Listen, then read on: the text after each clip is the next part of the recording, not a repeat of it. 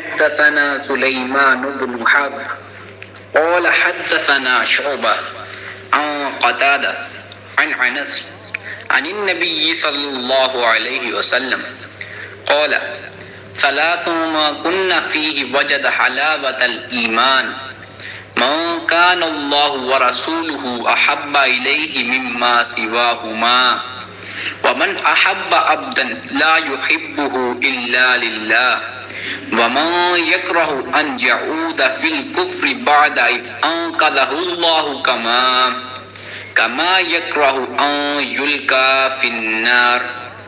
پیغمبر عظیم تر ہے.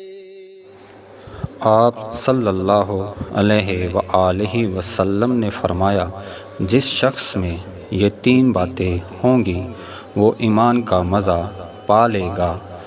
ایک یہ کہ وہ شخص جسے اللہ اور اس کا رسول ان کے ماسوا سے زیادہ عزیز ہوں، اور دوسرے یہ کہ جو کسی بندے سے محض اللہ ہی کے لیے محبت کرے، اور تیسری بات یہ کہ جسے اللہ نے کفر سے نجات دی ہو پھر دوبارہ کفر اختیار کرنے کو وہ ایسا برا سمجھے جیسا آگ میں گر جانے کو برا جانتا ہے.